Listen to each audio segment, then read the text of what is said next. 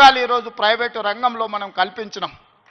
ఈరోజు తెలంగాణ రాష్ట్రము అభివృద్ధి చెందిన రాష్ట్రంగా ఈరోజు వేగంగా ప్రయాణం చేస్తుంది. Self collection of revenue, law and order, policing ప్రతిదీ దేశంలోనే నెంబర్ 1 రాష్ట్రంగా ఈరోజు కేంద్ర ప్రభుత్వం గుర్తించింది. నేను చెప్పట్లేదు, కేంద్ర ప్రభుత్వం నివేదికలు చెప్తున్నాయి. శాంతి భద్రతలను కాపాడడం నుంచి మొదలు పెడితే ఈరోజు నిత్యావసర వస్తువుల ధరలను నియంత్రించడంలో, ఇన్ఫ్లేషన్లో కూడా Telangana is lowest inflation state in the country. 1.5. బయట రాష్ట్రాలకి జాతీయ స్థాయిలో 8% ఇన్ఫ్లేషన్ ఉంటే, ఇతర రాష్ట్రాల 6-7% ఉంటే, నిత్యావసర వస్తువులను నియంత్రించి 1.5% ఇన్ఫ్లేషన్ ఉన్న రాష్ట్రంగా తెలంగాణ మొట్టమొదటి స్థానాన్ని ఆక్రమించింది. ఎన్నడైనా ఆలోచన చేసిండ్రా? సన్న బియ్యం ప్రతి పేదవాడికి 3,10,00,000 మందికి ఈరోజు సన్న బియ్యం తింటున్నారంటే, 60 రూపాయల కేజీ ఉన్న సన్న బియ్యం ఇవాళ 45 రూపాయలకే మార్కెట్లో దొరుకుతున్నాయంటే 3,10,00,000 మందికి ఈరోజు రాష్ట్ర ప్రభుత్వం సన్న బియ్యం ఇవ్వడం. రేషన్ కార్డు అడగాలంటే అదో అమెరికా వీసా లాగా ఉండే ఒకనాడు. ఇవాళ ప్రతి పేదవాడికి రేషన్ కార్డు ఇచ్చి ఇంటింటికి వెళ్ళి నీకు రేషన్ కార్డు కావాలన్నా తీసుకో అని చెప్పి ఈరోజు ఇస్తున్న ప్రభుత్వం మనది కాదా? ఈ ప్రభుత్వం ఉన్నదే మీకోసం. వీటిని అమలు చెయ్యాలి అంటే నియమ నిబంధనల ప్రకారం మనం పని చేయాలి. ఉద్యోగ నియామకాలు ఇవ్వాలి అంటే నేను నోటిఫికేషన్ ఇవ్వాలి. ప్రభుత్వ శాఖలలో ఖాళీలను తెచ్చుకోవాలి, రేషనలైజేషన్ చేయాలి, ఎక్కడెక్కడ ఖాళీలు ఉన్నాయో గుర్తించాలి. ఆ ఖాళీలను పబ్లిక్ సర్వీస్ కమిషన్కో, పోలీస్ కమిషన్కో, లేకపోతే మెడికల్ అండ్ హెల్త్ డిపార్ట్మెంట్ ద్వారానో ఈరోజు నియామకాలు చేపట్టడానికి ఒక ప్రాసెస్ ఉంది. ఆ ప్రాసెస్ ప్రకారం మనం ఈరోజు చేసుకుంటున్నాం. ఒకనాడు నోటిఫికేషన్ల కోసం మీరు ధర్నాలు, నిరసనలు చేసేది. నేను మీద నోటిఫికేషన్లు ఇస్తే అశోక్ నగర్ చౌరస్తాలో, అమీర్పేట చౌరస్తాలో రోజు నిరసనలు. ఇన్ని నోటిఫికేషన్లు మాకు వద్దని మొట్టమొదటిసారి తెలంగాణ రాష్ట్రంలో నోటిఫికేషన్లు తగ్గించడం ఉద్యమం జరిగింది. అందుకే మిత్రులారా, మీకు అనుమానాలు ఉంటే నివృత్తి చేస్తా. కొన్ని రాజకీయ పార్టీలకు కొంతమందికి అధికారం పోయినా కడుపుమంట ఉంటుంది, బాధ ఉంటుంది, దుఃఖం ఉంటుంది, ఆవేదన ఉంటుంది. కొడుకులను ఏమేమో చేద్దాం అనుకుంటే ఎందుకు కాకుండా పోతురని తండ్రికి ఆవేదన ఉంటుంది. ఆవేదనతో ఆరోగ్యం కూడా దెబ్బతింటుంది. మీరు వాళ్ళ ఉచ్చులో పడితే ఎట్లా? నేనెవరినే? మీరందరు కలిసి చేస్తేనే ముఖ్యమంత్రి అయినా కదా. నేను ఆకాశం నుంచి ఊడిపడ్డానా? అమెరికా నుంచి వచ్చినా? ఏ నుంచి వచ్చినా? నల్లమల్ల అడవుల నుంచి, కొండారెడ్డిపల్లి నుంచి వచ్చిన గా ప్రొఫెసర్ కాసింది మాది పక్క ఊరే. మీ ఊరు నుంచి, మీ దగ్గర నుంచి గవర్నమెంట్ స్కూల్లో చదివి మీతో పాటు 20 ఏళ్ళు ఉండి జడ్పీటీసీగా, ఎమ్మెల్సీగా, ఎమ్మెల్యేగా, ఎంపీగా 20 సంవత్సరాలు మీతో పాటు ఉండి, మీతో పాటు పెరిగి, మీతో పాటు మీరు ఆశీర్వదిస్తేనే ఈరోజు తెలంగాణ రాష్ట్రానికి ముఖ్యమంత్రి అయినా. చదువుకోవడానికి గుంటూరు పోలేదు, లేకపోతే పూనా పోలేదు, లేకపోతే అమెరికా పోలే. నేను చదివింది ఇక్కడనే, పెరిగింది ఇక్కడనే, ఎన్నికైంది ఇక్కడనే.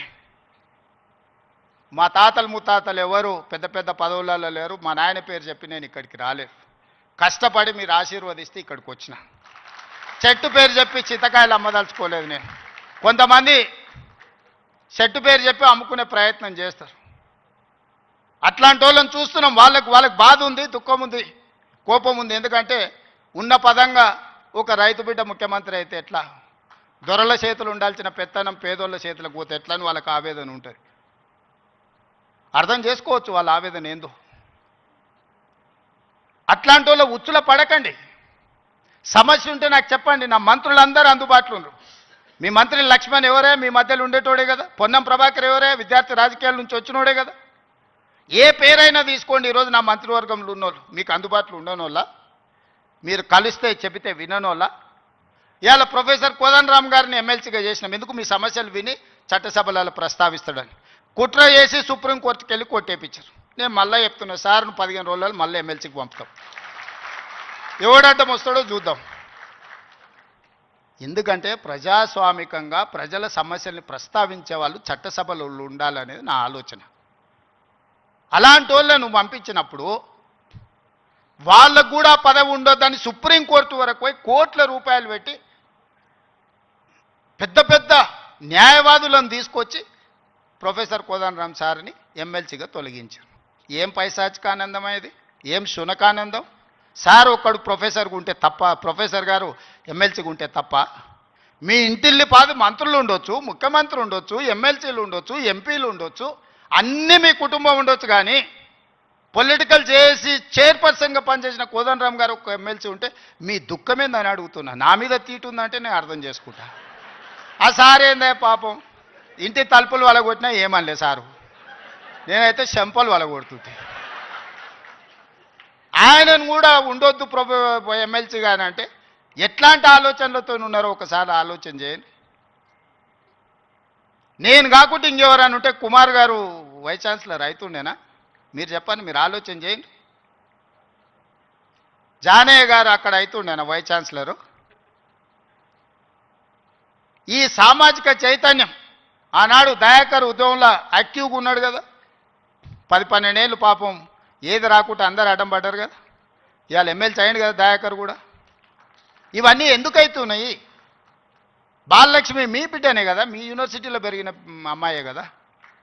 ఈరోజు ఈ రాష్ట్ర ప్రభుత్వాన్ని నడిపే దాంట్లో భాగస్వామి అయింది కదా. నేను మీకు విజ్ఞప్తి చేసేది ఒకటే, అపోహలకు లోన్ కాకండి. అబద్ధాల సంఘాలు ఉంటాయి, దానికి అధ్యక్షులు ఉంటారు, తండ్రి కొడుకులు. ఆ అబద్ధాల సంఘం చెప్పి అబద్ధాలను మీరు నమ్మకండి. ఈ అబద్ధాల సంఘము ఊరంతా వాట్సాప్ అని, సోషల్ మీడియా అని, ఆ మీడియా అని అడ్డగోలుగా సంపాదించింది ఖర్చు పెట్టి అబద్ధాలు అన్నిటిని కూడా అందులో పెట్టి ఈ మనం పిల్లలందరూ కష్టపడి సాంకేతిక నైపుణ్యంతో ఏఐ తెస్తే ఏఐ పెట్టి సెంట్రల్ యూనివర్సిటీ దగ్గర ఏనుగులు సింహాలు ఉన్నాయి, వాటిని మేము చంపుతున్నామని పెట్టారు.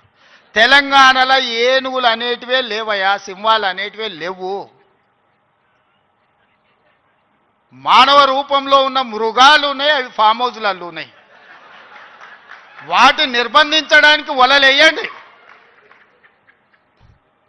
మదర్ ట్రైన్లను బంధించడానికి గోతులు దొవ్వండి.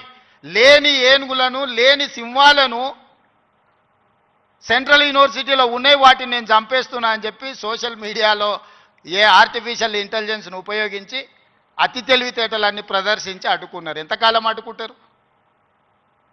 ఏది ఇష్టం లేదు వాళ్ళకు. ఏదన్నా మనం వచ్చినాక చేస్తా అన్నది ఏదన్నా ఇది మంచిగా ఉంది, ఇది బాగుంది అన్నారా? గంజాయి డ్రగ్స్ను నిర్మూలించడానికి ఈగల్ ఫోర్స్ అని తెచ్చినాం, అది ఎందుకయ్యా రద్దు చేయండి అన్నారు. చెరువుల పేరు మీద, ఫామ్ హౌస్ల పేర్ల మీద చెరువులు ఆక్రమించుకొని గంటిపేట, ఉస్మాన్ సాగర్, హిమాయత్ సాగర్లను ఆక్రమించుకొని పెద్ద పెద్ద ఫామ్ హౌజులు కట్టుకుంటే కూలగొట్టడానికి హైడ్రా తెచ్చిన. లేదు హైడ్రాని కూలగొట్టండి అంటారు. మన వరదలు వచ్చినప్పుడు సామాన్యులు చెప్తారు, సార్ మా ఇళ్ళకి నీళ్ళు వచ్చినా, మా టీవీలు, ఫ్రిడ్జులు, మంచాలు, మా ఆస్తి అంతా తడిచిపోయింది, ఏం చేయాలి సార్ అని. సన్న బియ్యం ఇస్తే ఇచ్చేదే లేదండి, రేషన్ కార్డు ఇస్తే వద్దండి. ఏది చేసినా వద్దంటురు. ఈ వద్దనేటోళ్ళని ఏమనాలో మీరే చెప్పుర్రి. ఏదన్నా ఒక్కటన్నా అభినందించినా 20 నెలల్లో అన్ని ఇచ్చిపెట్టుండ్రి. వైస్ ఛాన్సలర్ నియమించిన మంచి పనే కదా, రిక్రూట్మెంట్ ఇవ్వమని అనుమతించిన మంచి పనే కదా. గలీజ్ అలవాట్లు ఉన్న గంజాయి డ్రగ్స్ను రద్దు చేయాలి, ఈపులు ఇరగొట్టాడని చెప్పిన అది అయితే మంచి పనే కదా. ఇవి కూడా అభినందించకుండా నన్ను తిడుతున్నారంటే వాళ్ళ ఉద్దేశం ఏంది, వాళ్ళ దుఃఖం ఏంది? మీకు వాళ్ళతో ఉన్న లాలుచేంది, గంజాయి అమ్మేటోళ్ళతోని, డ్రగ్స్ అమ్మేటోళ్ళతోని.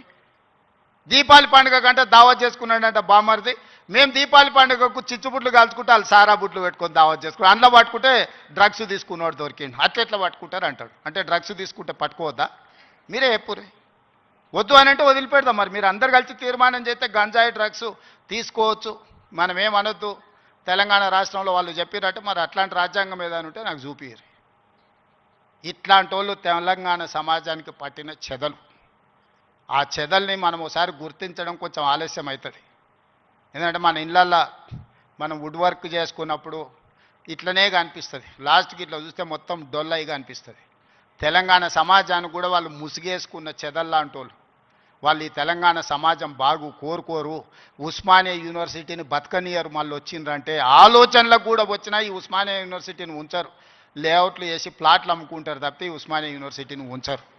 ఎందుకంటే చదువుకోవద్దు. వాళ్ళ ఏకైక కుట్ర ఒక్కటే, గొల్లోళ్ళు గొర్రెలు పెంచుకోవాలి, మాదిగోళ్ళు చెప్పులు కుట్టుకోవాలి, గౌన్లోళ్ళు ఈదులు గీసుకోవాలి, ముదిరాజులు చేపలు పట్టుకోవాలి, వాళ్ళు మాత్రం దొరలు మాత్రం రాజ్యాలు ఏలుకోవాలి. గింతనే సింపుల్ ఫిలాసఫీ వాళ్ళది. నాది దానికి విరుద్ధం. మా పిల్లలు, మా తమ్ముళ్ళు, మా చెల్లెళ్ళు డాక్టర్లు, లాయర్లు, ఇంజనీర్లు కావాలి.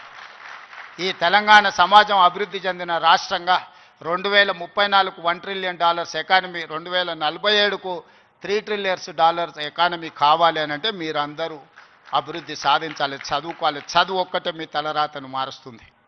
ఈ చదువు ఒక్కటే మిమ్మల్ని సమాజంలో గుర్తింపు, గౌరవాన్ని ఇస్తుంది. ఆ చదువుకు ఏం కావాలన్నా చేసే బాధ్యత నాది. మీ సోదరుడిగా, మీ వాడిగానే మాటిస్తున్నా. ఏం కావాలనో అడగండి, అన్నిది ఇచ్చే బాధ్యత నాది. ఇంకో దగ్గర అయితే అవసరమైతే ఆపుతా.